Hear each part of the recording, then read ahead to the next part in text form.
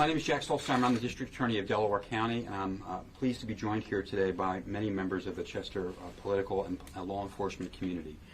John Ross, who is the president of the FOP Lodge 19, is here. Of course, Mayor Stefan Roots is with us.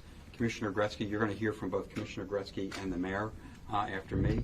And there are various members of City Council who are here, Mr. Green, Councilwoman West, Councilman Davis, and of course my chief, County Detective Jim Nolan, and the Chief Bill Baer, who is the chief of the Delaware County Chiefs of Police Association. So he's the chief of police for Fulcroft. He's also the chief of all of our Chiefs Association in Delaware County. So we're here, and I'm going to let Stephen talk a little bit about the good news about Detective Byrne and his condition. But I just want to go through the events as I can explain them of what happened last Saturday. This tragic event that Detective Byrne's once again has become a hero for all the people in the city of Chester by stopping a very dangerous human being. And as you all know, this is the third police shooting we've had, third officer shot just in the last 10 or 12 days. So we're all heartened here as a law enforcement community about what's going on in our country and our Commonwealth. So let me just give you the details of what happened on Saturday. On Saturday morning, February 17th at about 11:30 a.m., there was a drive-by shooting at the 900 block of Pennell Street here in the city of Chester. A black Ford Taurus, very distinctive vehicle, drove by and shot an individual. The shot came from the driver's side window, and that car sped off. Luckily, because Commissioner Gretzky and former Chief of Police here, Jim Nolan, have been thinking forwardly and putting cameras and a platform to connect cameras all over the city of Chester, we were quickly able to identify a suspect who was Torraize Armstrong, who was the registered owner of that vehicle. Later that afternoon, Detective Byrne received a radio call that vehicle had been seen in the city of Chester. He then tried to make an investigatory stop. The vehicle took off, went into Upland. Upland police joined in the chase of this suspect, also joined in by Chester Township police officers as well. The car came back into the city of Chester. At some point, hit a side of the street, blew out a tire, tried to make a turn onto what was called 14th and Arbiter Drive. The vehicle could not make the turn. He jumped out of the car, and that individual, Torraize Armstrong, literally began firing the moment he got out of the vehicle. He had a Browning 9mm semi-automatic weapon on him. He fired directly at police officers. Detective Byrne was shot by him. Detective Byrne returned fire, as did other officers, 3 other officers from Upland, 2 from Upland, and 1 from Chester Township. Mr. Armstrong was killed by that gunfire. He was wounded several times. Was brought to the hospital, Crozier Chester, where he died on, I think, Saturday evening. Detective Burns and his fellow officers were our heroes. They stopped an individual who was very dangerous. We have now done an initial ballistics examination and determined that the 9mm Browning that he used to shoot at Detective Burns and the other officers was the gun that was involved in the drive-by shooting. So Torraize Armstrong, who we wanted as a suspect for that shooting, we have now determined that he was indeed the shooter that day. It was his vehicle that drove by and shot an individual at the 900 block of Pennell, and we have now tied that gun directly to Mr. Armstrong. The officers returned fire both to save their lives. As you know, Detective Byrne was actually shot by him, but also to protect people in the community. This is a completely dangerous situation and is completely unwarranted because individuals who should not have firearms have firearms, a semi-automatic firearm. This young man, who I believe is 20 years old, was carrying and used to shoot somebody in the morning and then to shoot at 4 police officers in the afternoon. Thank God these men are all okay. Thank God nobody else in the community was hurt.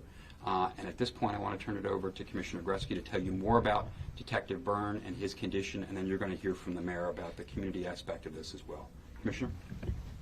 Thank you. Good afternoon. First, I'd like to thank the support from all the police departments locally in Delaware County, Pennsylvania State Police, the Governor's Office, who have called and checked on Detective Steven Byrne. Detective Steven Byrne has 16 years of service with this police department. He is one of my most senior detectives, And on Saturday, when he received the call, he was on his day off. Call for duty come, Detective Byrne comes into work. They did a stellar job, our detective division, along with CID, to bring the original shooting to closure. I was at the hospital this morning for about an hour. I spoke to Steven Byrne. He's in very good spirits. He appreciates everybody checking on him. And we just received some good news. He was just released within the last 2 hours, where he's home, safe with his family. Thank you.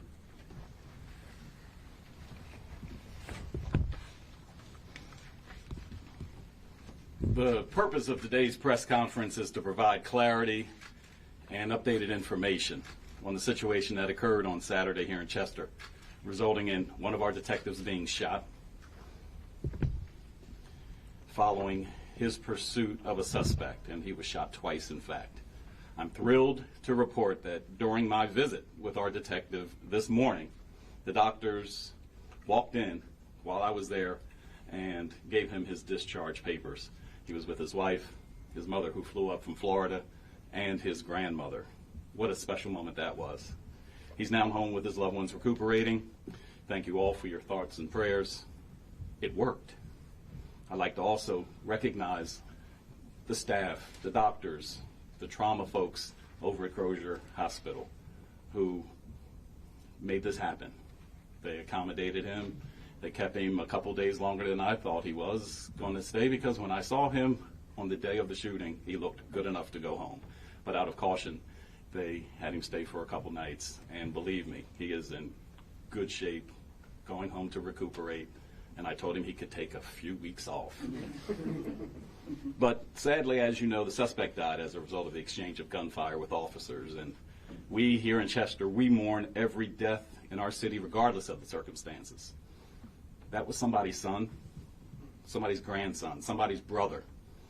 Someone loved him and he had friends. My condolences go out to all of you who know him. As I work to revitalize this great city, potential developers and business interests, they all ask the same two questions about Chester. What are you going to do about the crime? What are you going to do about the schools? Let's be clear. I've met with my entire police force in my first few weeks on the job here as mayor, starting on January 1st. I met from the commissioner all the way down to our newest person on the force. And my message is consistent to all of them. It goes something like this. Treat our citizens with respect that they deserve. Whether it's a young knucklehead doing something that he shouldn't be doing, something stupid, someone behaving badly because they're in a desperate situation, an opportunist taking advantage of someone just because they can, or a cold-blooded killer.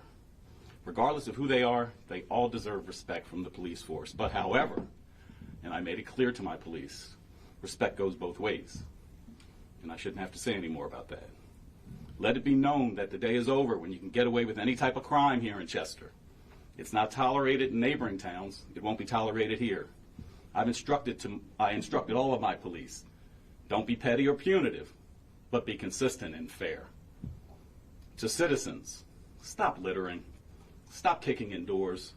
Stop shoplifting. Stop running red lights. Get your driver's license. Put your seatbelt on. Put your child in the car seat. Register your car. And register your guns, because every illegal gun is considered an instrument of crime, which you will be severely punished for when we find them. Retaliation is not smart, people. Police are solving crimes here in this city at the highest rate on record. And you heard that as an example today. In just 2 to 3 days, we got them. Let us do our job. The last point I want to say is, don't challenge the Chester police. You will not win. Thank you. Thank you. Before I take questions, I just want to echo what the mayor said, and you can see the political support that the Chester Police has in this community. They have community support as well. These guys have been doing a fantastic job. Since I got elected district attorney, we made it a point to partnership with the Chester Police and the community here in the city of Chester. The Chester Partnership for Safe Neighborhoods has been a resounding success. Over the last 4 years, the number of shootings are down by 72%. The number of gun homicides are down by 68%.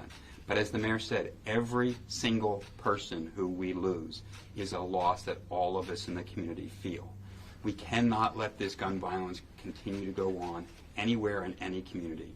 These officers in the Chester Police are fantastic. We have partnered with them. State police have worked with us as well to make sure we're doing every single thing we can to give everyone the opportunity to live the American dream here in the city of Chester, the same way my family got to live the American dream when we came here in the city of Chester from the Ukraine. We just need everyone in the community to realize we are here for you, and we will solve crimes, as the mayor said. Everyone here is on the same page. We treat everybody with dignity and respect, and we deserve to be treated that way as well. And if we all do that, ladies and gentlemen, we won't have to have more press conferences like this or officers that we have to visit in the hospital. So if you don't mind, at this point, I'll just take any questions anybody has. I will warn you all that this is still an ongoing investigation, okay? So there's very limited what I can say beyond what I've already said. But if you have any questions, we'll give it a shot. Did the suspect have any prior offenses? I cannot go into that details. Do we know if Detective Byrne was wearing a bulletproof vest? For our detective division, they wear an outer carrier, which does give him covered. But again, he was struck towards his left side. And like I said, just thank God he wasn't fatally wounded. Do you know if he was shot? It's an outer carrier.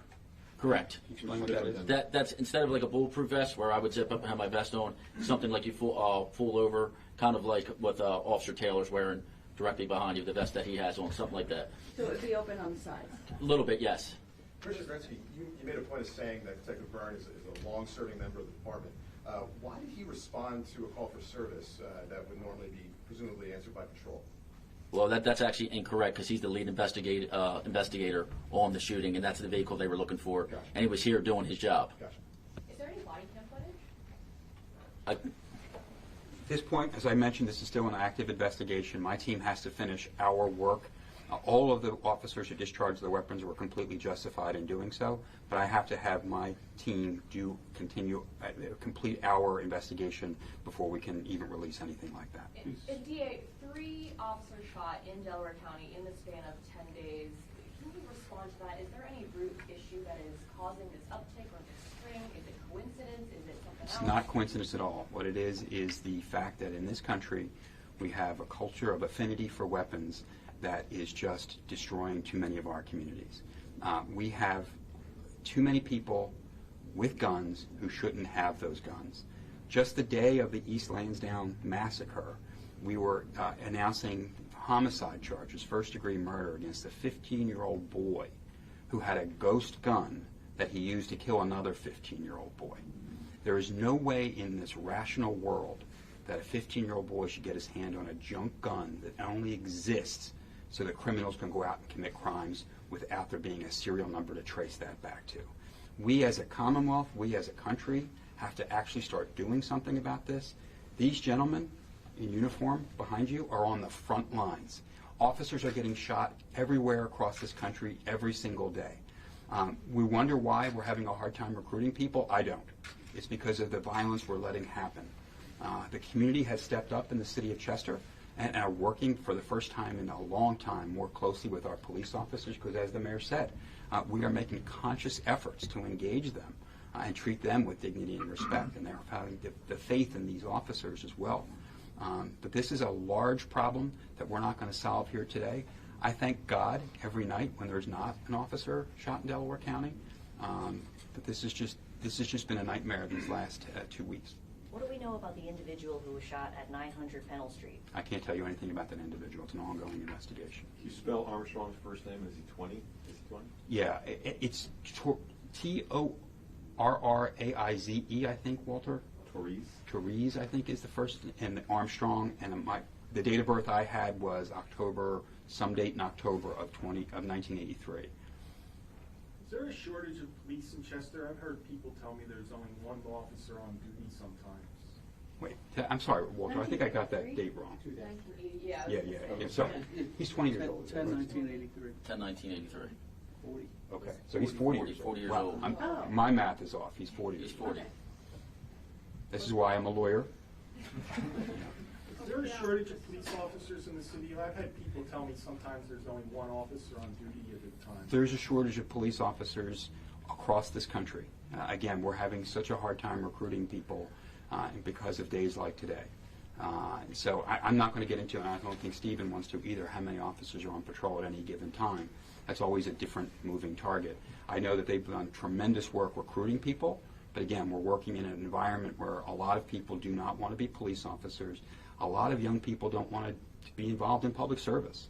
You know, our military is missing their recruiting goals every single year now. We have a shortage of CYS caseworkers in the county, a large vacancy of people who we want to just make sure that they're taking care of children who are being abused or could be abused. We need an entire generation of people to listen to what John F. Kennedy once said and get in the game and realize it's not about you, it's about your country. We need you. But we also need to make political changes so that people can't just get ready access to firearms who shouldn't have it. Was there a victim of a drive-by shooting? I'm sorry? Torraize Armstrong was involved in a drive-by shooting that morning. Was there a victim? There is a victim, and I can't speak more about that victim at this time. Somebody was shot. Somebody was shot, correct. A man or a woman? Was it a fatal shooting? That's all. It's not a fatal shooting at all. So the victim survived. The victim survived. Can we say if it was a male or female? I'm not going to get into that. You I'm mentioned trying to that- protect the victim, okay? And you mentioned that 4 officers returned fire. Was the fatal bullet from the firearm of Officer Byrne or from the other officer? That's all being part of the ongoing investigation that my CID is conducting right now. He was struck twice on the left side of his body, is that correct? Officer Byrne? Yeah. That's my understanding is he was struck twice in the back.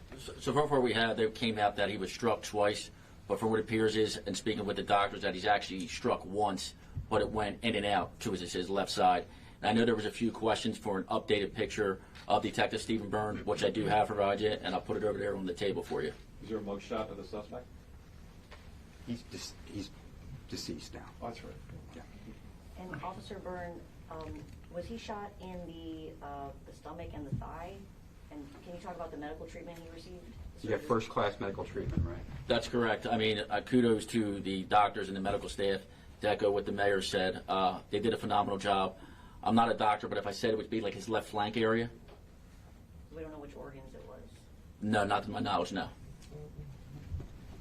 We need to make sure that we continue to have great medical service at Crozier Chester.